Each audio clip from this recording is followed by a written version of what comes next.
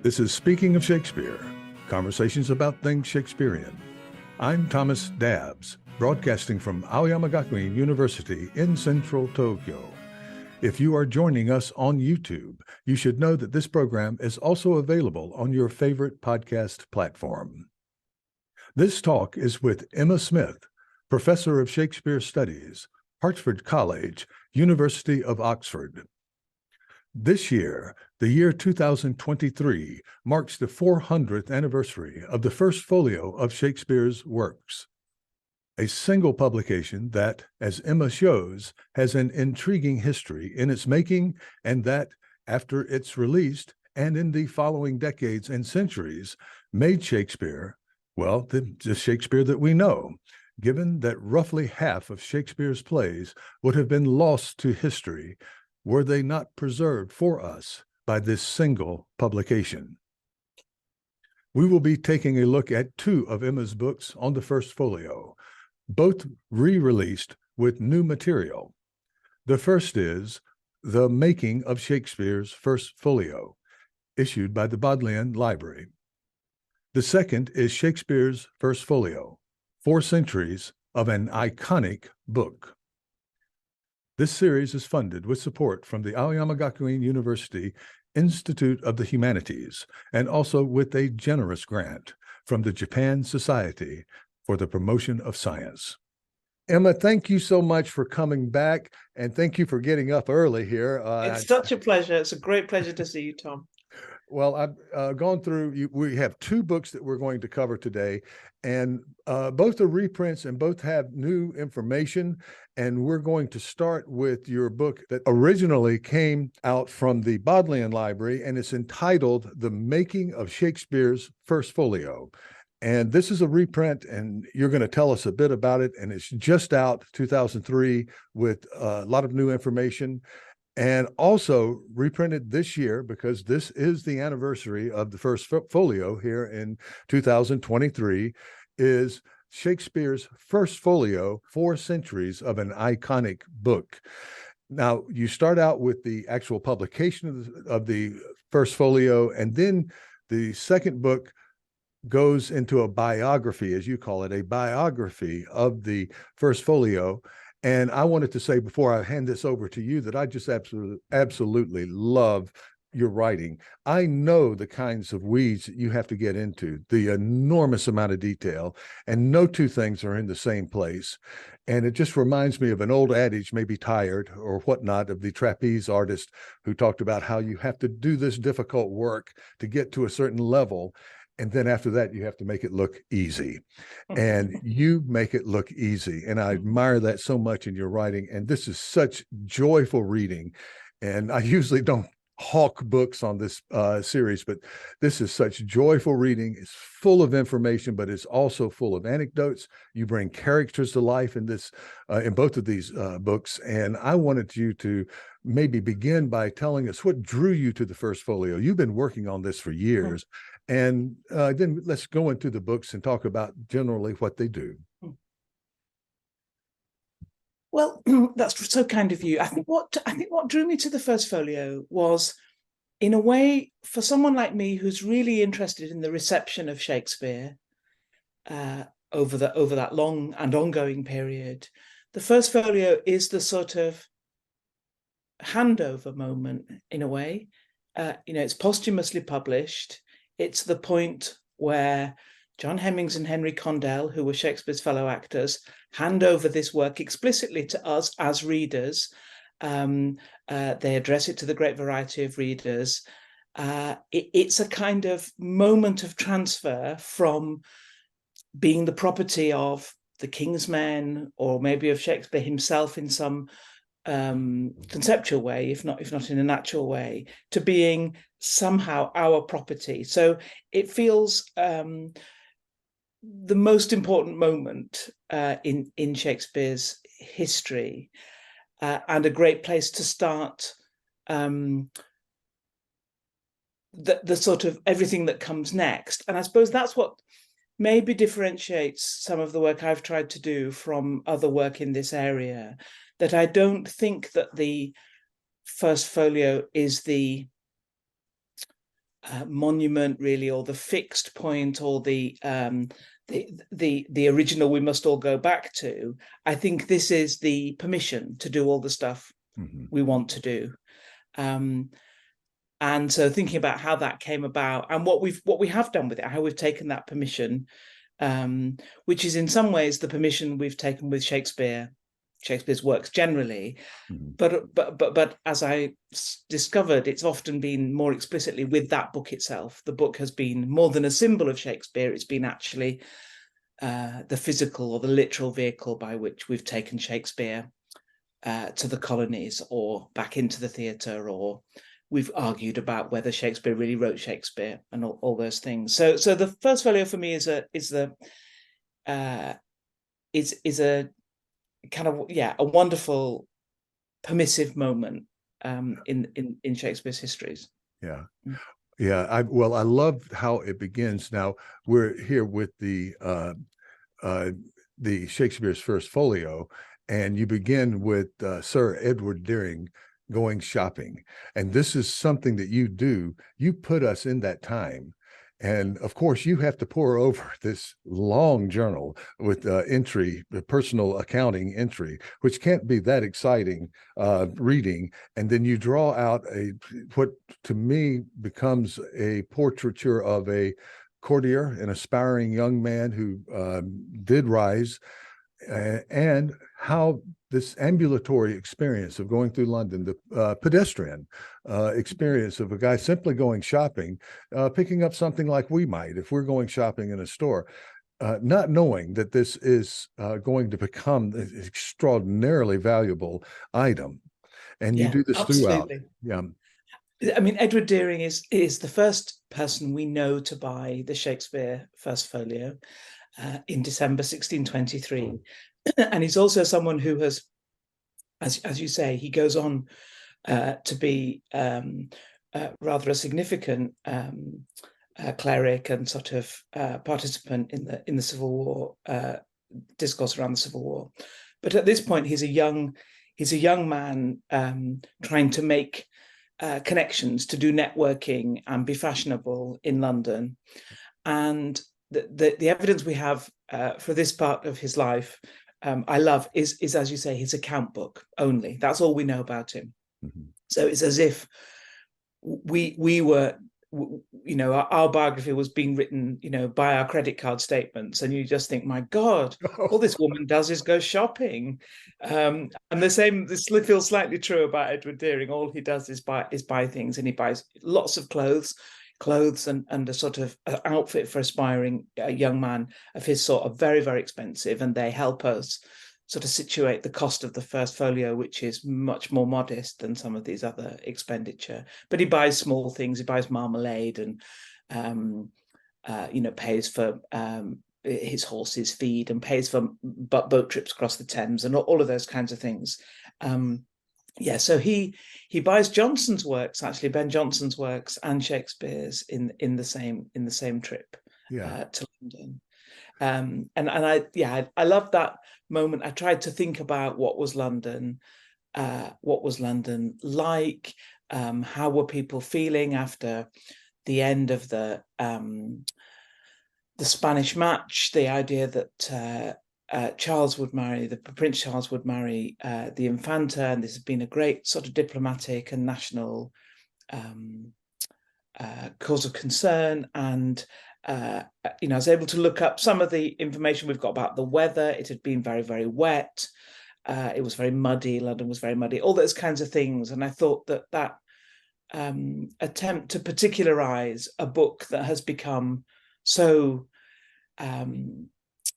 much a kind of treasure or a monument is one way to sort of look at it anew. Well, I know that you have done other work in the publishing industry and with other playwrights and also other writers, and gauged the popularity. And of course, the popularity is a complex term, how we talk about it. But in talking about it, what it does is it leads us, as you say in the book, to Paul's Cross Churchyard, to the bookstores there, and in particular the Black Bear for the folio, the White Greyhound, another famous place, but just this line of bookshops that people would shop. That's where you went. That's the central area. I think nothing rivals it in London, and also that's where you went to buy the books that plays were based upon for years, even before Shakespeare's time. So there's this long developing area of a kind of relationship between print and the theater.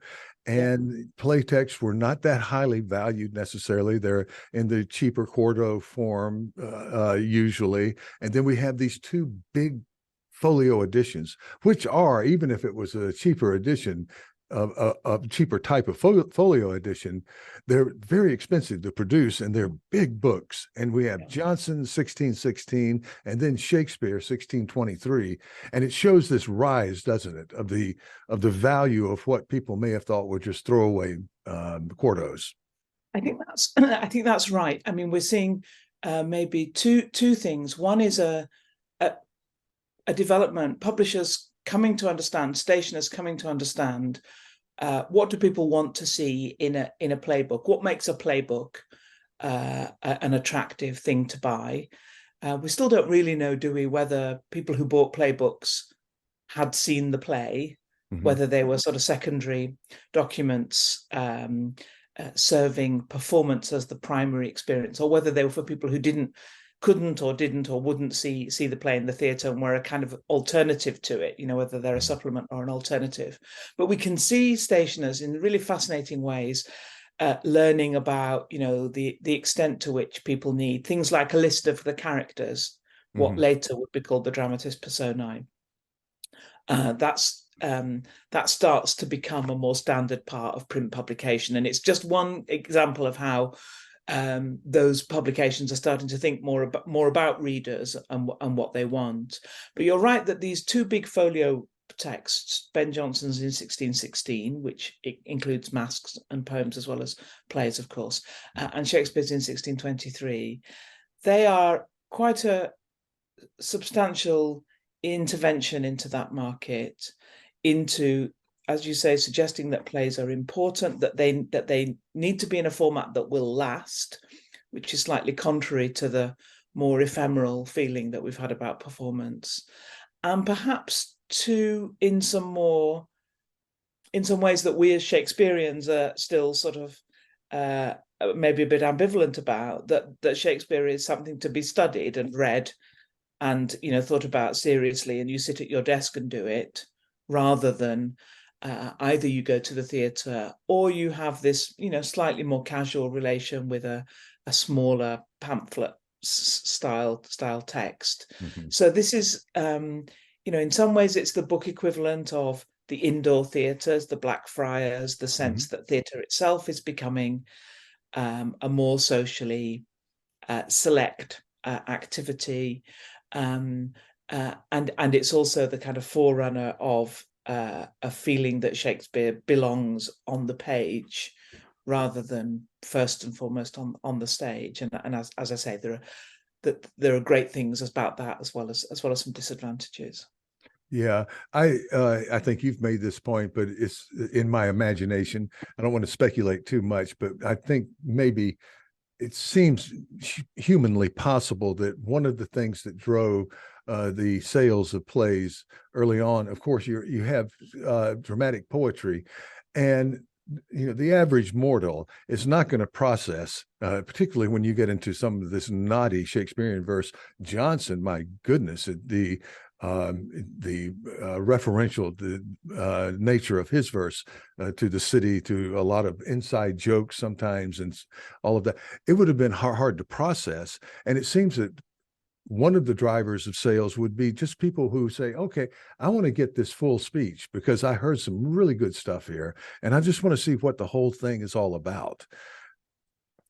Yeah, that's a really interesting sort of new take, isn't it? More modern take on the relationship of print to performance, that maybe both playwrights in some cases, the argument would be including Shakespeare, and play readers are interested in the slightly different form a play can take when you've got all the time you need to go back and dwell on a speech, or work it out, or enjoy its intricacies or something. So that this is just as maybe the stationers have got some technical parts of the play that are directed towards readers, maybe there's a fundamental way that authors and readers both want the experience of reading to allow for more, a different kind of appreciation of the plays. Yeah, I think that's really a really interesting kind of recent revisiting of that old question of whether Shakespeare wanted his plays to be printed. Right, right. Well, if we go into the book a bit, you look into the structure. You treat it as a book at first. What is this book? And remind us, of course, that you would buy the leaves, but you would bind the book sometimes, well, in the Black Bear in the same shop, but it was a separate deal. It wouldn't be like now where this is for my students, where you would buy a book and it's already bound. So we start with that kind of consideration, and then look into the paratextual work. How is it arranged? The table of contents, the style of print, how things are put together. All of these things that you, in I think some very remarkable ways, tie to interpretation. When we do get to the text, all of these things have influence on the text, and also influence what has been the long reception of this text, its durability of this. Yeah. I'm sorry, this edition. This yeah, absolutely. No, there's been all kinds of really interesting. There's all kinds of interesting stuff to say about the prefatory material, all the material before we get to The Tempest, which is the first play, as we know, in the First Folio. And the more you look at those pages, you can see that I don't think that they are planned necessarily with the same confidence and assurance of the whole, maybe, as the pages with the text in. There's quite a lot of wasted paper. There's a slightly random order of things.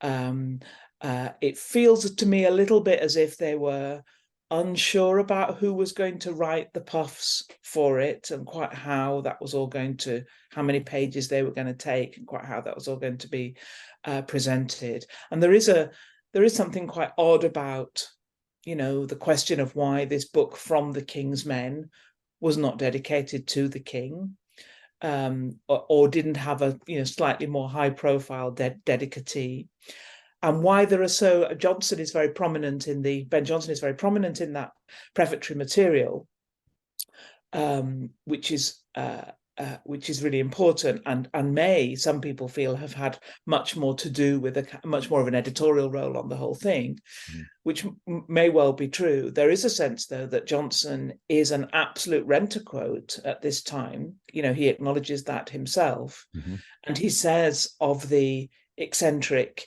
Jacobean traveller Thomas Coriat, more or less, that he is not of an age but for all time too. So it's, Jonson is definitely there, but apart from him, no other playwrights, nobody else, not Fletcher, who is, you would think might be a kind of participant in this homage or this kind of collection of his collaborators. So there are some really odd things, I think, about the way that book is presented.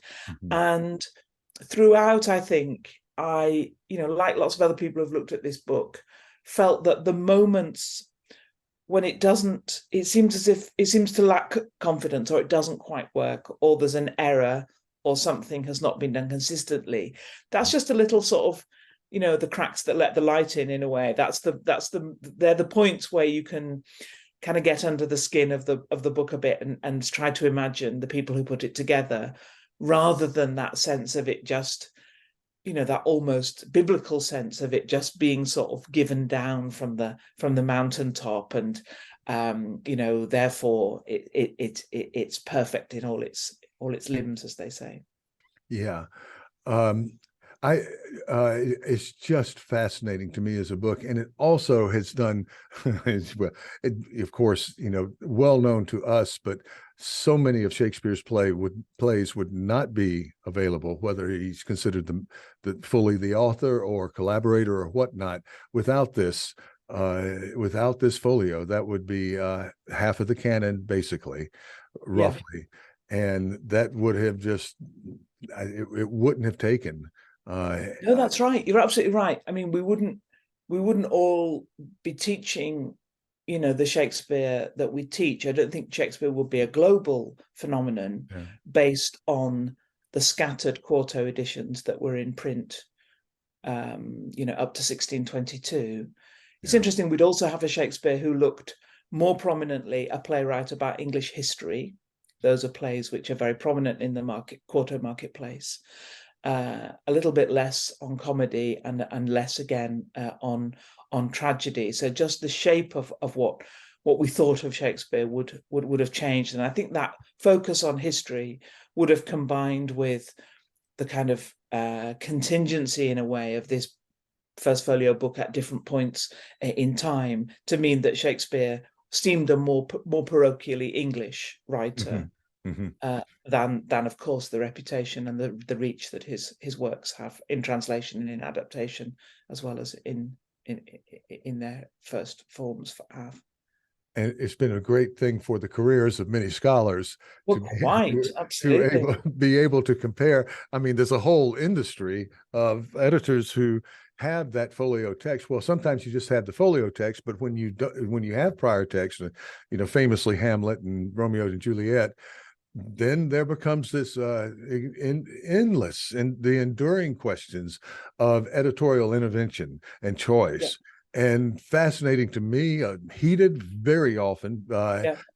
Which one is the most authoritative? Is there a bad quarto, or is there Yeah. such thing as a bad quarto? Yeah. All of this stuff for, well, nerds like us, it's just Absolutely. absolutely fascinating because it goes into deeply philosophical ideas and thoughts on how to do a lot of things.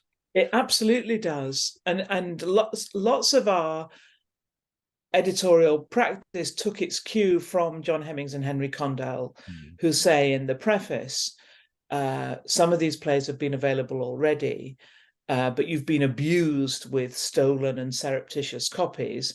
And now here they are, perfect in their absolute in their numbers, perfect as he conceived them.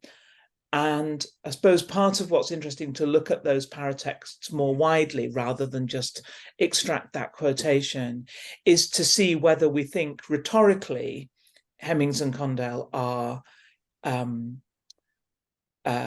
reliable witnesses about textual transmission, or whether they have other axes to grind, other aims here.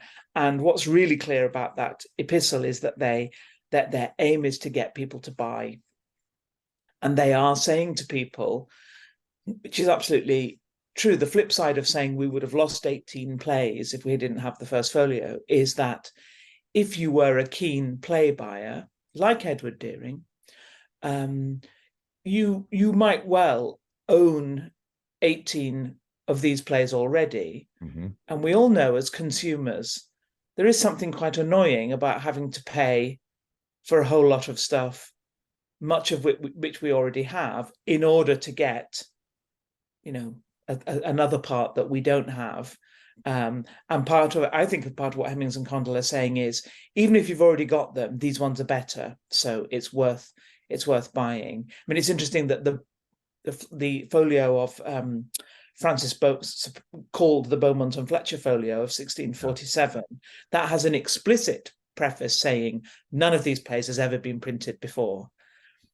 And that seems maybe a kind of, another element in this in this line of how we interpret.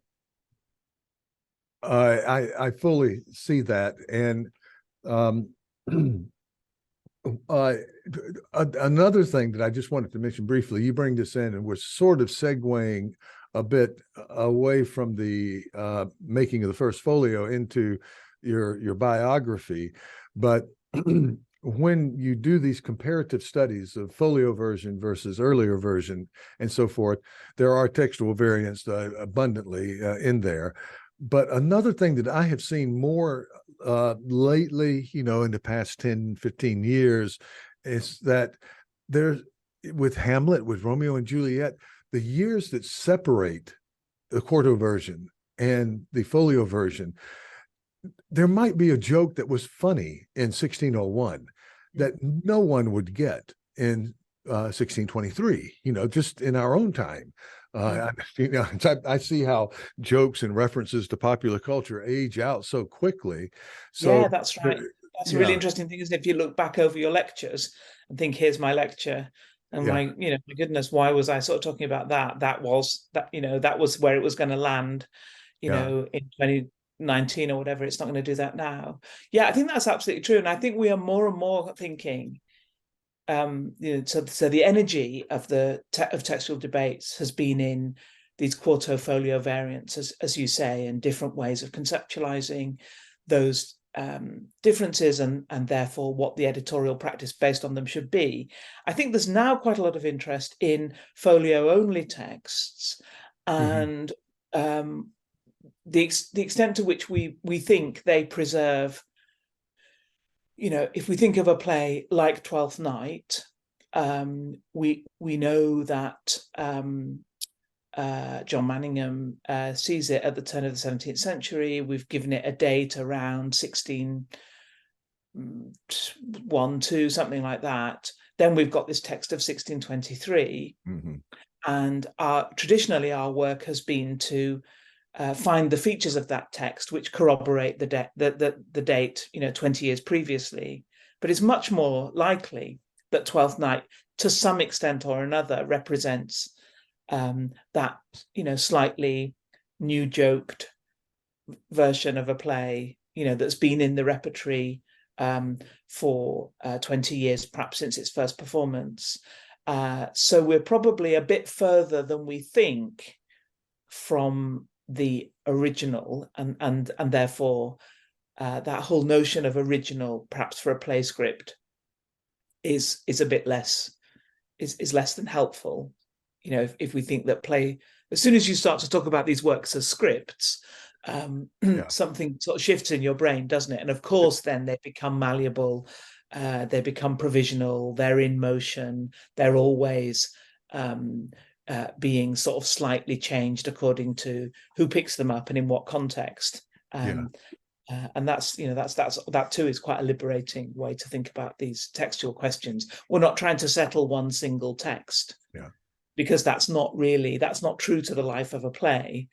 The life of a play has often, if it's a successful play, more than one authentic sort of performance or moment, and will change and be changed and adapted in small ways or bigger ones in order to make the most of that moment. Yeah. Well, in a prior talk I had with you, this came up, and I fully agree. It's just almost just absurd to think that there was some stable text that made it through a theater run in its conception and its night-to-night performance, that there weren't changes, that there are little collaborations that are going on all the time. Absolutely. Yeah. Absolutely. And there are ways in which I think, although Shakespeare editing has become much more attentive to questions of performance, there is a way in which editing is sort of fundamentally opposed to performance. It's about establishing a fixed text on the page, which is the very opposite of a script that's going to enable different kinds of performance. Well, you present many examples when you're talking about textuality, and one example that I have that I think kind of illustrates, and you may have put it in and I've forgotten, but I think that illustrates this point, is Midsummer Night's Dream, where the Philostrate, I tend to say Philostrate, I don't know, maybe it's been in Japan too long, but Philostrate is portrayed in the earlier quarto version as the master of revels. It's very clear. And there seems to be a joke on Tilney there. which seems to be a very brave joke on Tilney. And he's out for Aegeus takes over at the end in the Folio 23, and in those 20 years, Tilney was out by then.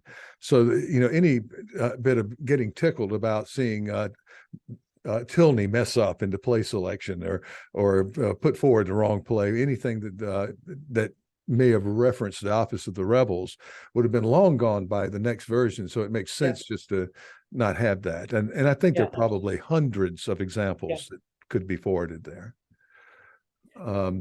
Well, let's. Yeah, and that gives us a Shakespeare as well. It sort of, incidentally, that gives us a Shakespeare whose plays have more topical references. And sometimes we have tended to suggest that other playwrights are topical, and that there's something about Shakespeare that rises above that, even at the time, and that's the quality which has made his writings last so long. But giving back a Shakespeare who is more topical and more part of the world in which he's writing, I think also is refreshing. Yeah, well, you point out that sometimes it's just a matter of censorship, and you have to be careful in this world, in the Shakespeare, the living Shakespeare world, and the living Johnson world. You don't make a joke about the Scots as Johnson did, right? And that all changes by the Folio. But during the time they were writing, and it might not have been their authorial intention. It might be the censor, just black line. Yeah. Or the internalized kind of self-censorship. Yes. One really small example is when Nerissa in The Merchant of Venice is talking to Portia about all her suitors. And she says something about the Scottish lord.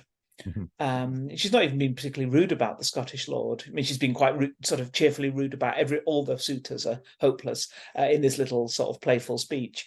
But by the Folio, that's been taken out, and it just says other.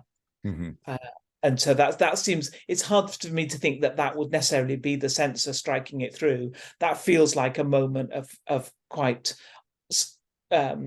wary self-censorship in the theatre company that says, actually, maybe it's not worth it. It's not that good a joke, so let's just steer away from it. Yeah, we're going to have to go to jail.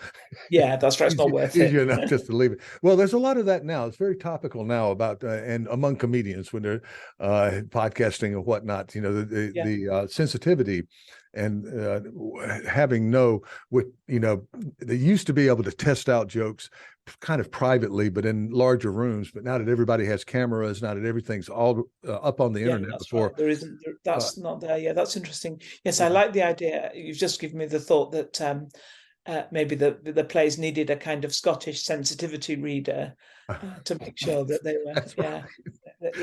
That's nice. Exactly. Well, we just started Macbeth in a graduate class that I have, and I look at it, and if you don't know the background and the history and so forth, you go, golly, this is a very risky thing to put in front of a Scottish king. It just, it's dark, it's superstitious, but then when you see, James's background and so forth and so on, you see Shakespeare kind of catering to some of the, if not vanities of the king, knowing where to go. It's a tightrope, though, isn't it? Because they've just had the tragedy of Gowrie, which has obviously gone wrong in some way or another, and as a result is lost, sort of lost to us. So you would, as you say, it's quite a brave thing to go back into that Scottish history moment rather than to sort of steer clear.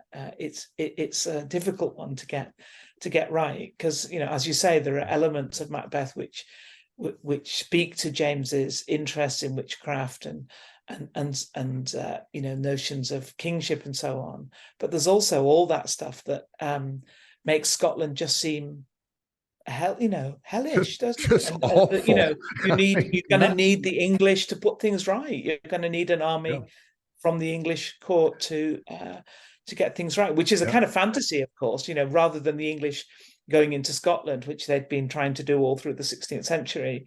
In fact, it's the Scots who come into England. That's what happens at the end of Elizabeth's reign. But Yeah.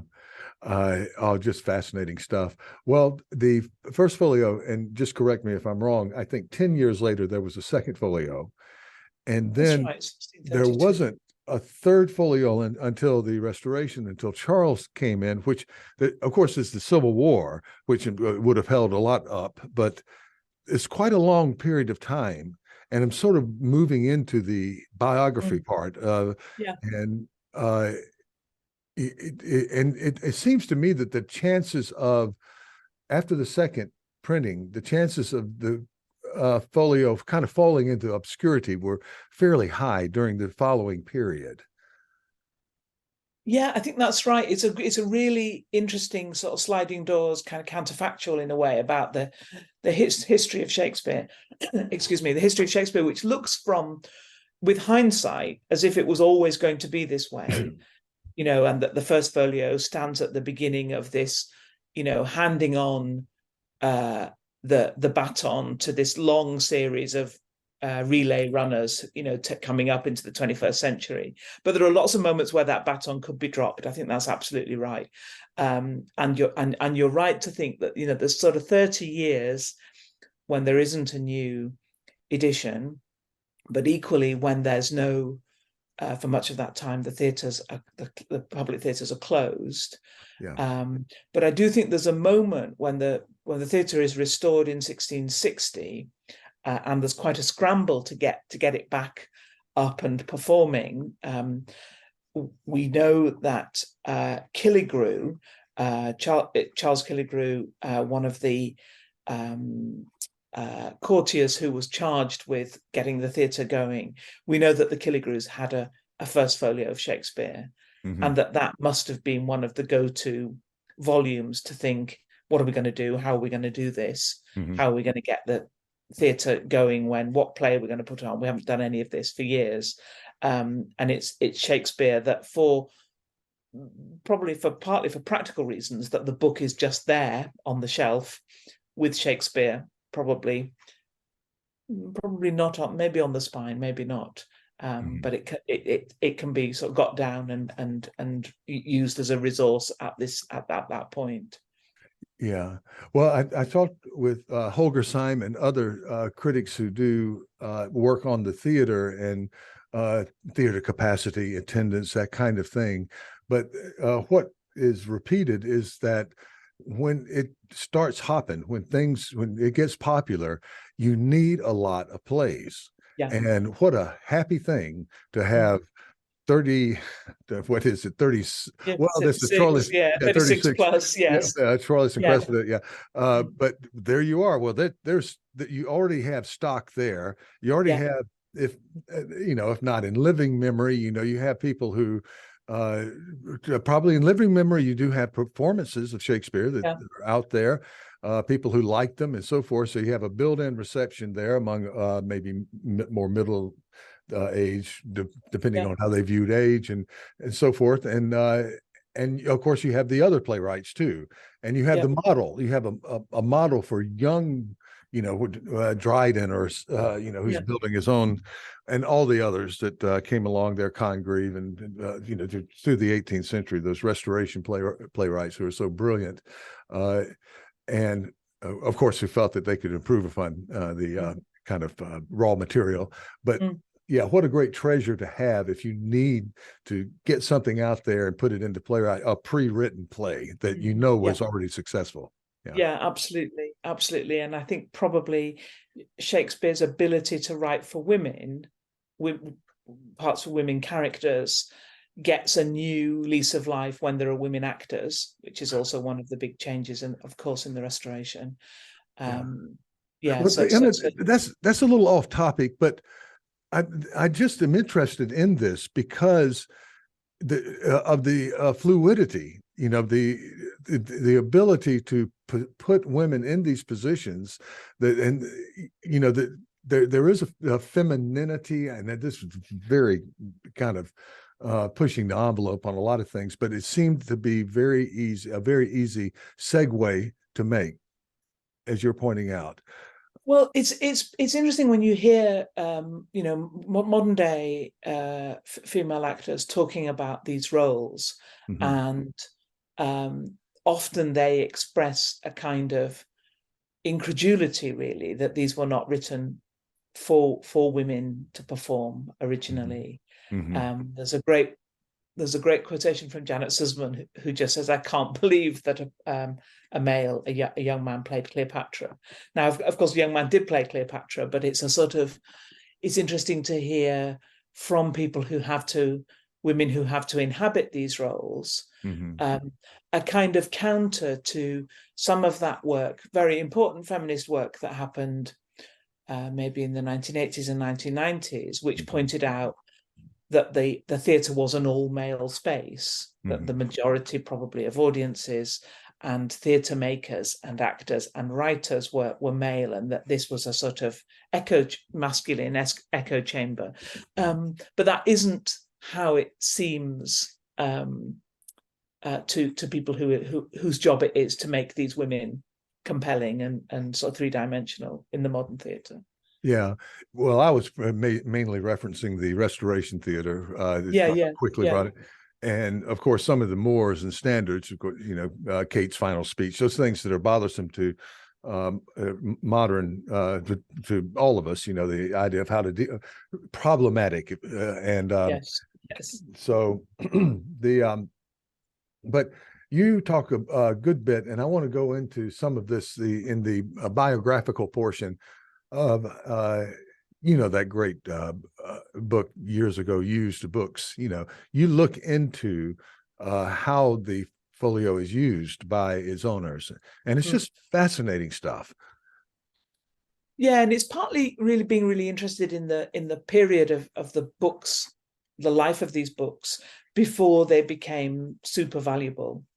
So I've come to think of a period of about maybe 150 or so years after the publication of the First Folio, when it is less formally a book called Master William Shakespeare's Comedies, Histories and Tragedies, and exists in middling kind of libraries as a book that is less valuable than the later folios, so less valuable than the second, third, or fourth, and less valuable when we get to the 18th century than the modern editions like those of Rowe or Pope or Johnson. So it has this long period when it's just really a second-hand book, and because of that, that's a time when you can actually see marks of its use, sometimes quite intensively annotated or underlined or commonplace, sometimes just kind of doodled on, or with sort of scraps of food or cat paw prints, or all these kind of vestiges of daily life. And it's partly because that's so far from the environment in which we see these books now, that it's absolutely charming to see and to be reminded of a time when this worked like a book. That's to say, something that you got off the shelf and had a look at, and was part of a normal world around you, and sometimes marked by that world. Yeah. And I love, that term used books that, Carlo Mazzio and Bill Sherman and lots of book historians have given us as an alternative, as a point about saying there's lots more you can do with books than read them. Mm-hmm. I mean, these are used books in really, lovely ways. I teach the Bible in my classroom text. It works just perfectly to prop my microphone up here. And I was taught, I always feel like I'm going to be punished because we were taught as children not to put anything on the Bible. It was irreverent. But this is a text version. It's not one of those Sunday school versions. So I feel pretty comfortable, but it's perfect for me. But anyway, I'm using it that way right now. I'll later use it to teach class, but it's that kind of thing. And the idea of a First Folio sitting in somebody's on a coffee table, end table, and there where you could spill a glass of wine or a coffee or whatnot. Exactly. I mean, there's a wonderful copy in the Folger Library where Elizabeth Oakle, who is a child perhaps of about 8 or 9 years old, has done an amazing drawing on the page, which has the names of the actors in the Chamberlain's Men and the King's Men, with a lovely sort of Queen Anne house and a chimney with smoke coming out and windows, and showing that children's drawings have not really changed over sort of 300 years, but also seeming to suggest, either she was allowed to do this to keep her quiet, lying on the floor in the library, or the book was just around and it was, easy for her to find. But whichever it is, it makes it clear this was not probably not an absolutely prized possession kept away from everybody else in the house. Yeah, that's so interesting. Well, I wanted also to spend just a little bit of time talking about your you've taken some journeys, but the one here that's fascinating to me, the one to Scotland, to a place that where someone says we have a First Folio, and you're thinking, I just love it. I love your attitude toward this. I have to go, but I'm pretty sure I'm going to have to disappoint a lot of people, and it's going to be a diversion from what I'm doing. But that narrative, we're going back now to the first book. But yeah. No, I mean it's a really good sign of how how wrong your assumptions can be, and also that this is a book that has had huge amount of work done on it for. It's been very valuable for the last 250 years. For the last 130 years, we've been studying it quite intensively. We've got lists of where these books are and what they look like. Most recently, the brilliant catalogue by Eric Rasmussen and Anthony James West. So it seemed very, very unlikely that this would be an unknown copy of the First Folio. But yeah, I was persuaded to go up to Mount Stuart House, which has been the house of the Marquises of Bute, who made a lot of money in building Cardiff docks in South Wales. In their very splendid library, looked at a copy that is a very interesting 18th century copy. It's split. It's the only one I'm aware of that is from that time, split into 3 volumes, so split into comedies, histories, and tragedies. That seems a way of making it a bit more like one of the 18th century editions and a little bit more portable, a little bit more manageable as an object. So instead of being 900 pages long, it's sort of 300 pages. So these much slimmer volumes, and with an inscription at the beginning from Isaac Reed, who is a sort of marginal 18th century man of letters, saying he had it from a man called John Henderson, who is very big in the trade of what's called sophistication or vampment. That's to say, making up complete copies or good, clean copies by breaking up dirty ones or washing them.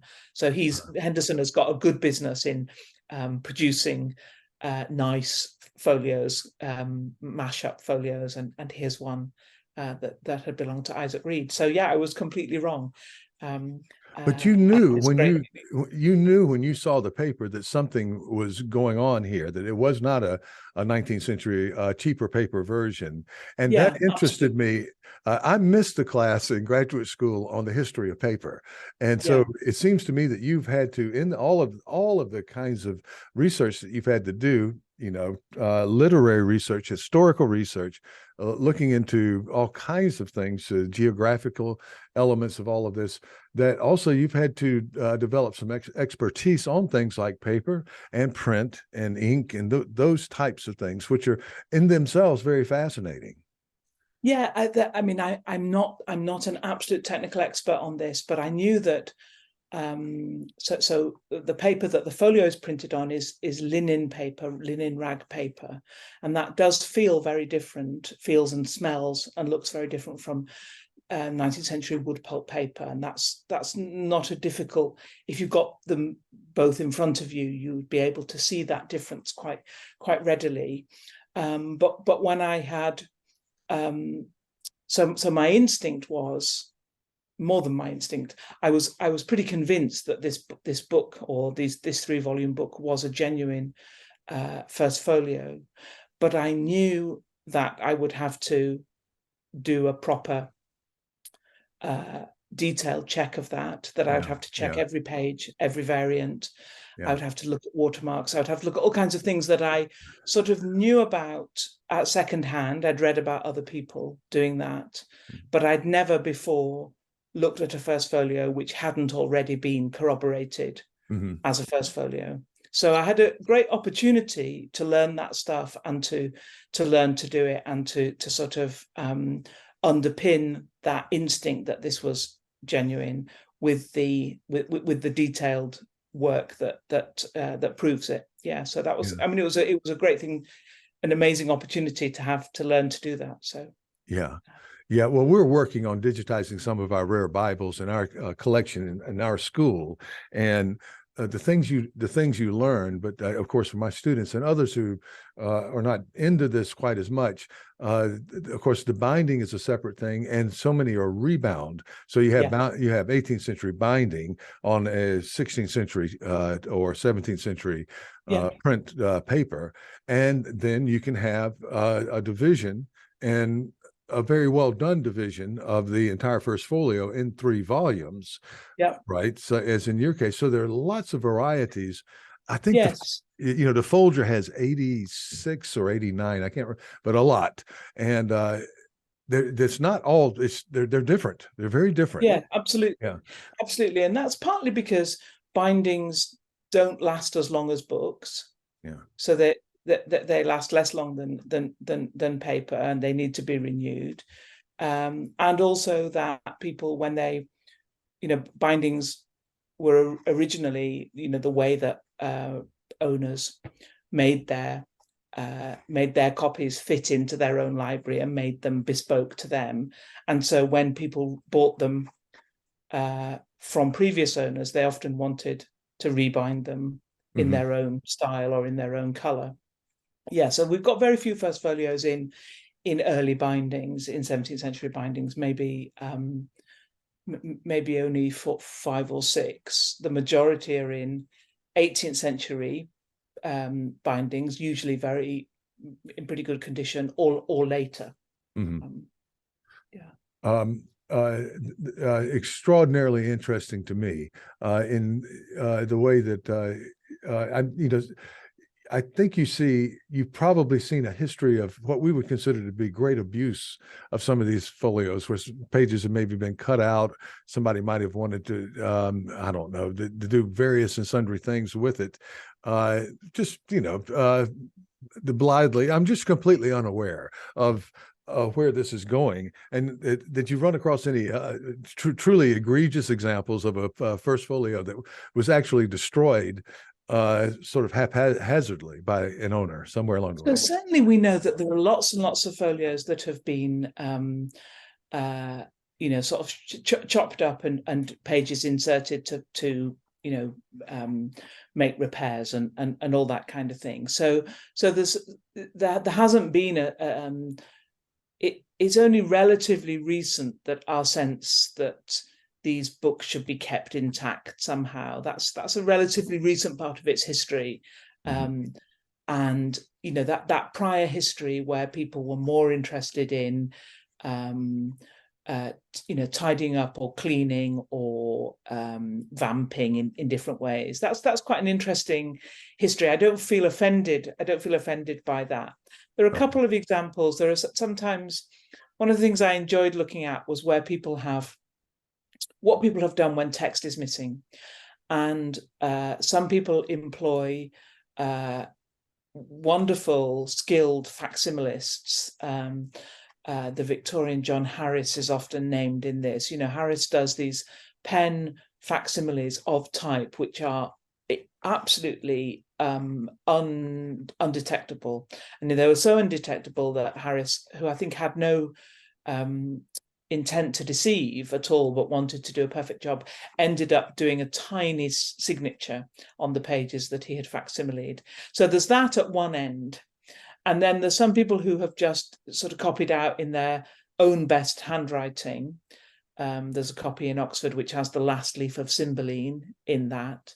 And then there are people who've just, in any which way, provided bits of text. There's a very nice title page, which just has somebody, the corner, big corner is torn off. So somebody has just added Shakespeare's, but just without any attempt to make it look, as if it's part of the original title page. And that's a kind of interesting, those are different ways of thinking about what's the fundamental question about this book, which is the strange tension between the object and the contents. That's a bit of a problem about rare books more generally, and about book history. Do we think the book is a material object in time, or do we think of it as a transcendent set of ideas and words that can be sort of that live across time? And we've tended to think about Shakespeare as the latter. Mhm. The First Folio makes us think about Shakespeare kind of as the former. Yeah, it's just so ironic to me, and I'm thinking on a very personal level that we have all thought about. If when you get to the age where you have the experience of cleaning out a house of a relative who's passed away, or your own parents who passed away, in my case, and they had this beautiful dining table with the pieces where you could expand it, and we used it, and we had a dining room, and it's this wood, wonderful, just oak type thing, and it had been passed down, I think, a generation or two, in our family. And so we're trying to figure out what to do with it, because none of my brothers or anybody in our family had space for it. They just, and certainly me in Japan. And we called an antique dealer, and she came in, she said, these things used to be just fabulously valuable, and nobody wants them anymore, right? So there we have something that seems to have eternal value just drop off, and then you have this book that people might use to prop the door open and do any number of things with. You go, golly gee, if we just kept this, and where is it? Is it in the attic? But in the end, these folios end up getting spread out, like all the way to Scotland, but I'm sure all over the place. That's right. So there are folios near to you in Japan. The majority of folios have ended up in North America, particularly in Washington, D.C. at the Folger. Mm-hmm. But we have, so far as we know, one folio in the continent of Africa, which is in Cape Town in South Africa. Mm-hmm. 3 in Australia and New Zealand. A number in Europe. So they have spread, and they've spread in different waves. A colonial English wave, which includes South Africa and New Zealand, and the Australian ones, and then a sort of Gilded Age American moneyed wave, which is the Folger ones, and pretty much all the ones that go to America go in the end of the 19th century, into the early 20th century. And then a later one, the copies that go to Japan mostly go in the 1960s and 70s, in that period, don't they? And perhaps a little bit later. And now we're looking at, if a book comes up for sale, if a copy comes up for sale now, it used to be for a long time that the auctioneers would go to Hong Kong, thinking that they would find a buyer. There's been a question about Arab sort of Gulf states purchasers, although we don't know of any of those, and other. So all this is a long way of saying mostly they follow money. So they're a good economic sort of barometer, and they follow sort of Anglophile tendencies as well. At what point, I was really fascinated by the one that was sold during lockdown by Sotheby's, by Christie's, which reached a sort of record price, nearly $10 million, the hammer price. And that did seem a kind of, at a time of great uncertainty, this is like a sort of putting your money in gold rather than bonds or something, that you would tend to Shakespeare. Yeah, it'll hold its value. It's just amazing. What also, there's in Japan, among us, is kind of famous example of Meisei University, and is it 8 that they have So they had 12, but 12. they've sold two in Yeah. very recent times. So Yeah. so that's a sort of transfer back as well. So it's not all one in one direction. Right. Well, whoever did that I think those may have been acquired during the economic bubble of the 80s, but I'm not I think sure at that's all. right. Yeah, I But think there was that's quite a lot of buying during that time of yeah, art and so forth. yeah. And if they did it then, it was probably a very good investment, because I'm sure they didn't buy individual editions for $10 million. You know, they're I'm sure different that's true. quality. I'm Yeah. sure that's true. There was I'm an sure that's appreciation during that time. most Uh, definitely, most yeah. definitely. And who would have, you know, who makes the, you know, if you make the argument to, on that level, you'd have to probably get a board of trustees, what's called the Regi in Japan. You'd have to have pretty high level green light, and probably the green light's coming from somebody in business who may be completely affable to humanities and all of that stuff, but we're spending this much, you know, on Shakespeare. It seems a Yeah. little.